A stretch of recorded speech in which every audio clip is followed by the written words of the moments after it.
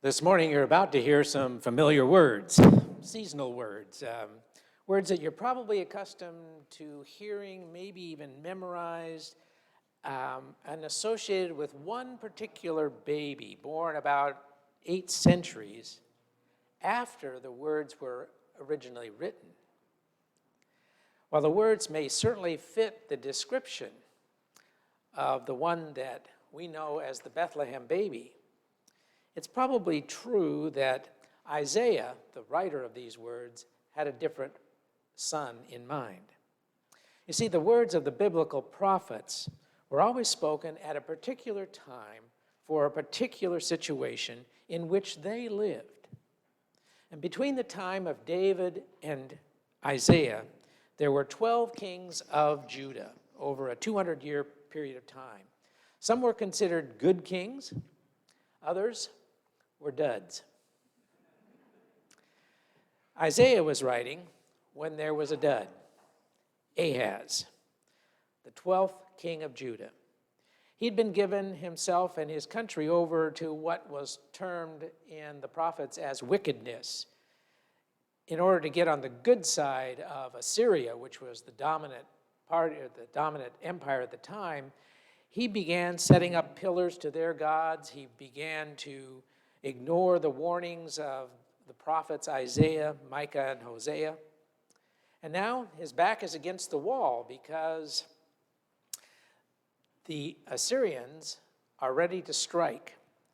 And it means that there'll be a turning of the tide between Israel and Judah if Ahaz doesn't side with the Assyrians. But there's going to be a price to pay. A price of higher taxes, a drain on the economy, and the morale of the people. And so the time looked gloomy and dark. And then Isaiah writes these words, "For a child has been born to us, a son is given to us." And yes, Ahaz was the dad of the new king to be Hezekiah. And that baby grows up to be, unlike his father, one of the reforming kings of Judah. He cleans up the temple, he restores the worship service, and he throws out the idols. Now, at this moment, he's still a baby, but the promise of the baby to come is enough for Isaiah to declare God's hope for the people. The first reading for today is Isaiah 9:6. For a child has been born for us, a son given to us. Authority rests upon his shoulders, and he is named Wonderful, Counselor, Mighty God, Everlasting Father, Prince of Peace. And our second reading is John 1:1-5. In the beginning was the Word, and the Word was with God, and the Word was God. He was in the beginning with God.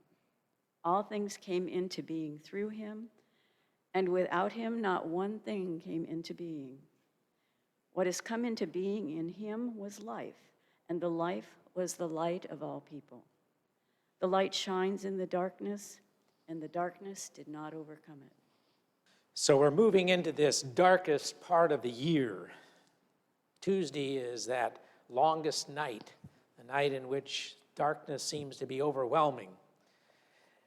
And even though we're in a season of what we call holly and jolly and ho, ho, ho, we're reminded when this dark night comes upon us that there is still darkness in our world. Darkness is a part of our world. For many people, this year has been filled with darkness. Certainly the pandemic continues and continues and continues. The nation is divided, and there are those among us who have lost loved ones.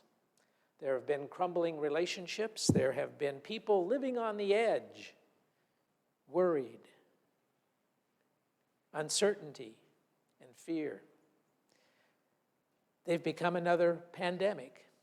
They're infectious, and we need to be aware of how we can respond. So how do we respond? Well, you just heard some words that gave us some pretty good ideas, words that were familiar to you. Isaiah says that there's a king coming, someone who will make a difference, will be transformative in your lives. And the gospel writer says there's a light. There's always a light, and it can never be darkened. Isaiah calls the king by name. Mighty God, Wonderful Counselor, Prince of Peace. Those are the names for hope. Where do you look for? Where do you look for when you're looking for advice in these in kind of darkening times, or when you don't know what to do? Do you consider the way of the Wonderful Counselor? Or do you kind of look for a second opinion? I mean, after all, the Wonderful Counselor gives sort of contrary advice against all of our natural instincts, asking us to let go of the controls, to trust and to follow.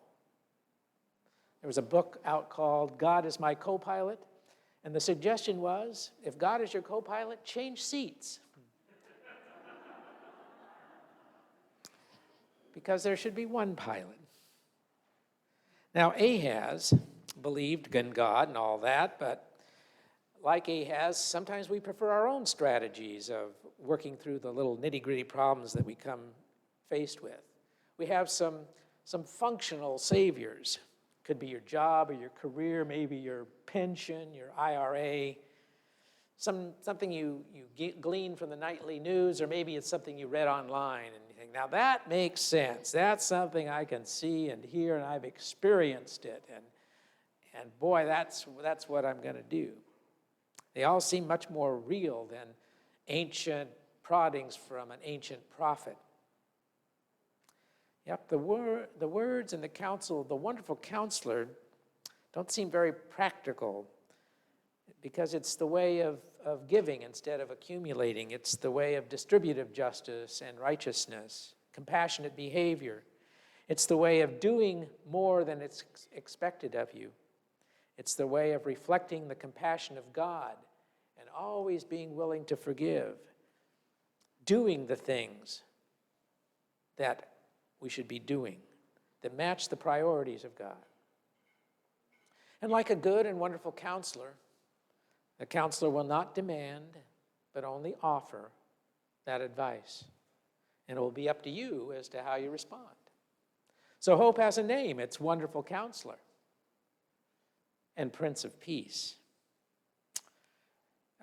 During Christmas time, we're often short of time, we're short of money, we're short of temper, we're short of peace. And in preparation for the Prince of Peace, wouldn't it be nice to have a little Christmas peace as we move through these weeks together?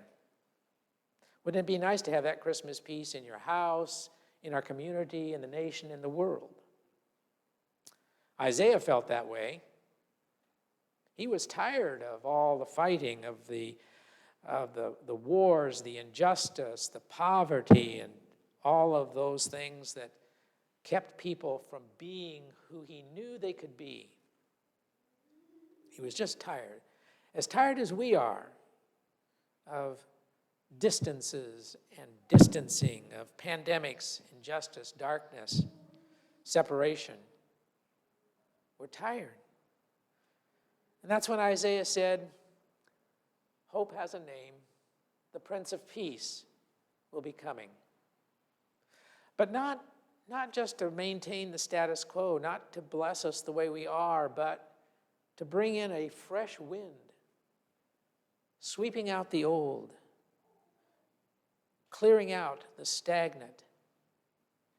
The Prince of Peace is not talking about some sort of fairy tale kind of peace, or not some sort of pie in the sky kind of peace, not the Hallmark movie that always ends up lovely.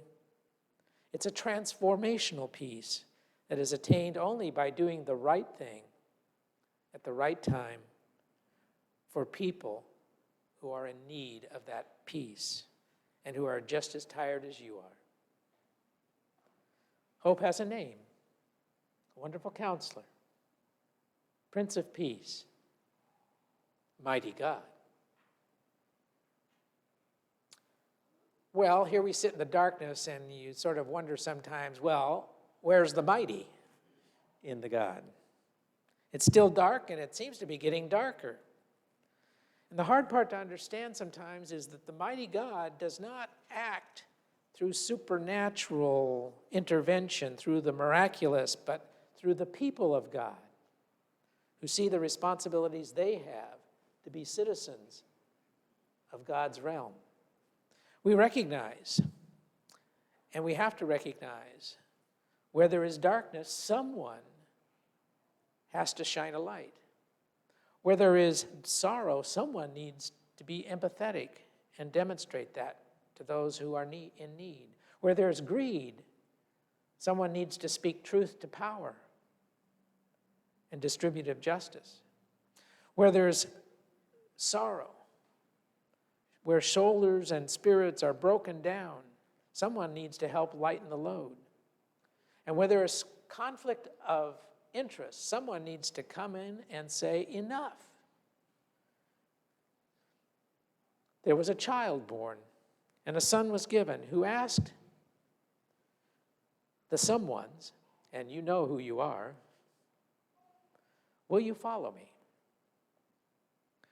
So this is a week in which there will be more than our share of darkness, meteorologically, physically, perhaps personally or emotionally. But remember, even in the darkness, there is a community, there is support, there is hope. Hope has a name.